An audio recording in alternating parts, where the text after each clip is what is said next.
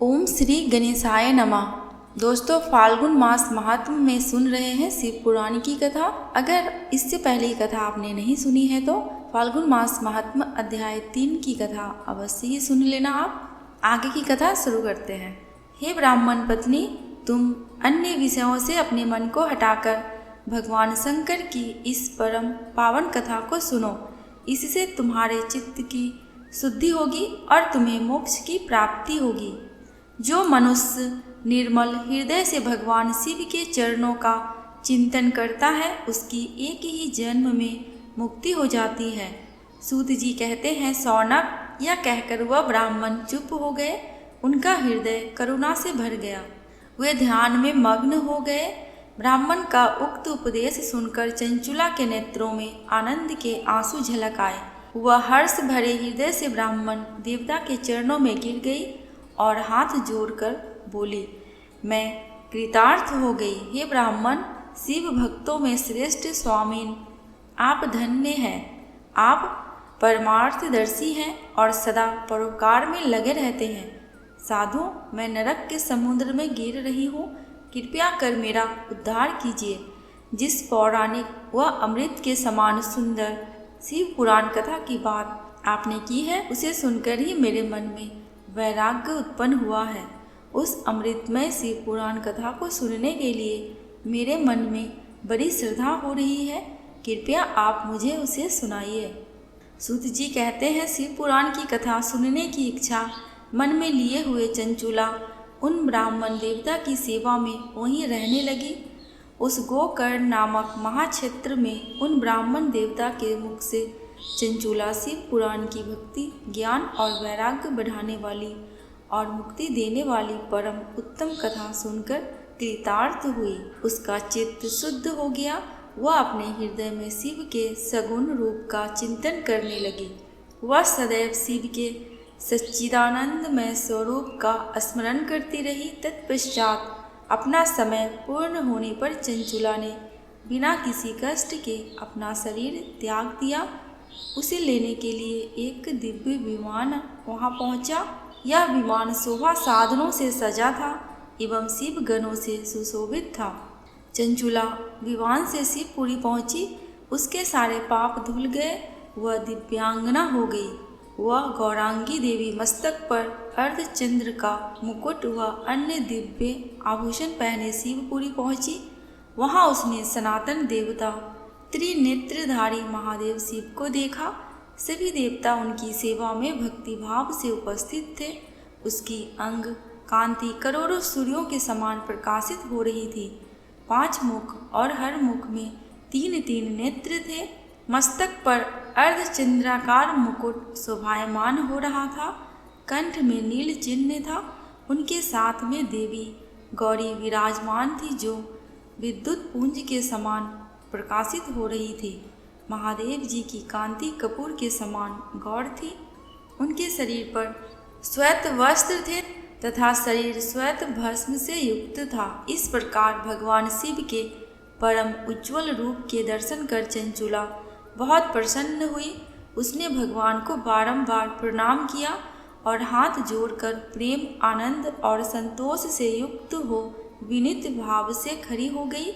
उसके नेत्रों से आनंद के आंसू की धारा बहने लगी।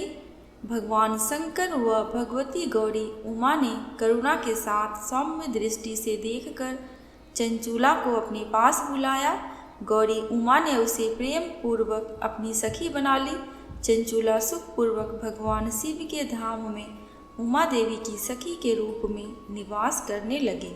सूत जी बोले, शौनक, एक दिन चंचुला आनंद में मग्न उमा देवी के पास गई और दोनों हाथ जोड़कर उनकी स्तुति करने लगी। चंचुला बोली, हे गिरिराज नंदिनी स्कंद माता उमा, आप सभी मनुष्यों एवं देवताओं द्वारा पूज्य तथा समस्त सुखों को देने वाली हैं। आप शंभु प्रिया हैं। आप ही सगुणा और निर्गुणा हैं। हे सच्चिदानंद स्वरूपिणी, आप ही प्रकृति की पोषक हैं। हे माता, आप ही संसार की सृष्टि, पालन और संहार करने वाली हैं। आप ही ब्रह्मा, विष्णु और महेश को उत्तम प्रतिष्ठा देने वाली परम शक्ति हैं। सूत जी कहते हैं, सौनक सदगति प्राप्त चंचुला इस प्रकार देवी की स्तुति कर शांत हो गई। उसकी आंखों में प्रेम के आंसू उमड़ आए। तब शंकर प्रिया भक्त वत्सला उमा देवी ने बड़े प्रेम से चंचुला को चुप कराते हुए कहा, सखी चंचुला, मैं तुम्हारी स्तुति से प्रसन्न हूँ, बोलो क्या वर मांगती हो। चंचुला बोली, हे गिरिराज कुमारी, मेरे पति विदुंग इस समय कहाँ है, मुझे बताइए और कुछ उपाय कीजिए ताकि हम फिर से मिल सके। हे महादेवी, मेरे पति एक शूद्र जाति वेश्या के प्रति आसक्त थे और पाप में ही डूबे रहते थे। गिरजा बोली, बेटी, तुम्हारा पति विदुंग बड़ा पापी था, उसका अंत बड़ा भयानक हुआ। वेश्या का उपभोग करने के कारण वह मूर्ख नरक में अनेक वर्षों तक अनेक प्रकार के दुख भोग कर अब शेष पाप को भोगने के लिए विंध्य पर्वत पर पिशाच की योनि में रह रहा है। वह दुष्ट वहीं वायु पीकर रहता है और सब प्रकार के कष्ट सहता है। सूत जी कहते हैं, सौनक, गौरी देवी की यह बात सुनकर चंचुला अत्यंत दुखी हो गई। फिर मन को किसी तरह स्थिर करती हुई दुखी हृदय से माँ गौरी से उसने एक बार फिर पूछा, हे महादेवी, मुझ पर कृपा कीजिए और मेरे पापी पति का अब उद्धार कीजिए। कृपा करके मुझे वह उपाय बताइए जिससे मेरे पति को उत्तम गति प्राप्त हो सके। गौरी देवी ने कहा, यदि तुम्हारा पति विदुंग शिव पुराण की पुण्यमयी उत्तम कथा सुने तो वह इस दुर्गति को पार करके उत्तम गति का भागी हो सकता है। अमृत के समान मधुर गौरी देवी का यह वचन सुनकर चंचुला ने दोनों हाथ जोड़कर मस्तक झुकाकर उन्हें बारंबार प्रणाम किया तथा प्रार्थना की कि मेरे पति को शिव पुराण सुनाने की व्यवस्था कीजिए।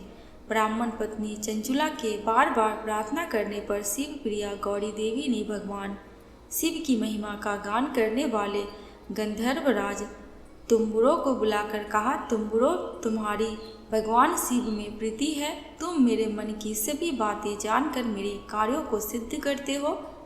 तुम मेरी इस सखी के साथ विंध्य पर जाओ, वहाँ एक महाघोर और भयंकर पिशाच रहता है।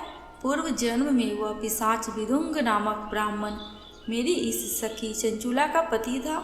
वह वैश्यागामी हो गया। उसने स्नान, संध्या आदि नित्य कर्म छोड़कर अपवित्र रहने लगा। क्रोध के कारण उसकी बुद्धि भ्रष्ट हो गई। दुर्जनों से उसकी मित्रता तथा सज्जनों से द्वेष बढ़ गया था। वह अस्त्र शस्त्र से हिंसा करता, लोगों को सताता और उनके घरों में आग लगा देता। चांडालों से दोस्ती करता। वह रोज वेश्या के पास जाता था। पत्नी को त्याग कर दुष्ट लोगों से दोस्ती कर उन्हीं के संपर्क में रहता था। वह मृत्यु तक दुराचार में फंसा रहा। मृत्यु के बाद उसे पापियों के भोग स्थान ले जाया गया। वहाँ घोर नरकों को सहकर इस समय वह विंध्य पर्वत पर पिशाच बनकर रह रहा है और पापों का फल भोग रहा है। तुम उसके सामने परम पुण्यमयी पापों का नाश करने वाली शिव पुराण की दिव्य कथा का प्रवचन करो।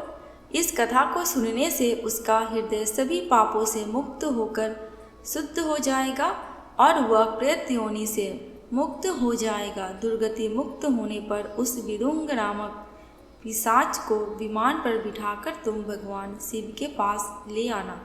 सूत जी कहते हैं, सौनक, माँ उमा का आदेश पाकर गंधर्वराज तुम्बुरो प्रसन्नतापूर्वक अपने भाग्य की सराहना करते हुए चंचुला को साथ लेकर विमान से पिशाच के निवास स्थान विंध्य पर्वत गया। वहां पहुंचकर उसने उस विकराल आकृति वाले पिशाच को देखा। उसका शरीर विशाल था, उसकी टोड़ी बड़ी थी। वह कभी हंसता, कभी रोता और कभी उछलता था। महाबली तुम्बुरो ने विदुंग नामक पिशाच को पासों से बांध लिया। उसके पश्चात तुम्बुरो ने शिव पुराण की कथा वाचने के लिए स्थान तलाश कर मंडप की रचना की।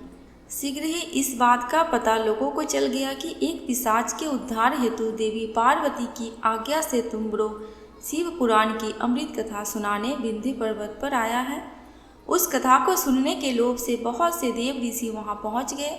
सभी को आदरपूर्वक स्थान दिया गया। पिशाच विदुंग को पासों में बांधकर आसन पर बिठाया गया और तब तुम्बुरो ने परम उत्तम शिव पुराण की अमृत कथा का गान शुरू किया। उसने पहली विंध्येश्वर संहिता से लेकर 7वीं वायु संहिता तक शिव पुराण की कथा का स्पष्ट वर्णन किया। 7 संहिताओं सहित शिव पुराण को सुनकर सभी श्रोता कृतार्थ हो गए। परम पुण्यमय शिव पुराण को सुनकर पिशाच सभी पापों से मुक्त हो गया और उसने पिशाच शरीर का त्याग कर दिया। शीघ्र ही उसका रूप दिव्य हो गया। उसका शरीर गौर वर्ण का हो गया। शरीर पर श्वेत वस्त्र एवं पुरुषों के आभूषण आ गए। इस प्रकार दिव्य देहधारी होकर विदुंग अपनी पत्नी चंचुला के साथ स्वयं भी भगवान शिव का गुणगान करने लगा। उसे इस दिव्य रूप में देखकर सभी को बहुत आश्चर्य हुआ। उसका मन परम आनंद से परिपूर्ण हो गया।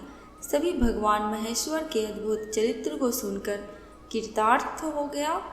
उनका यशोगान करते हुए अपने अपने धाम को चले गए। विदुंग अपनी पत्नी चंचुला के साथ विमान में बैठकर शिवपुरी की ओर चल दिया। महेश्वर के गुणों का गान करता हुआ विदुंग अपनी पत्नी चंचुला व तुम्बरों के साथ शीघ्र ही शिव धाम पहुँच गया। भगवान शिव व देवी पार्वती ने उसे अपना पार्षद बना लिया। दोनों पति पत्नी सुखपूर्वक भगवान महेश्वर एवं देवी गौरी के श्री चरणों में अविचल निवास पाकर धन्य हो गए। आज की कथा यहीं तक है।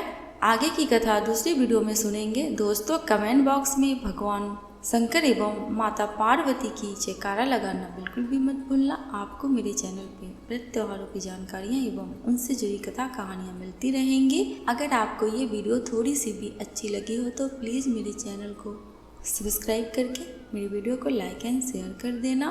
अंत तक वीडियो में बने रहने के लिए आपका दिल से बहुत बहुत शुक्रिया।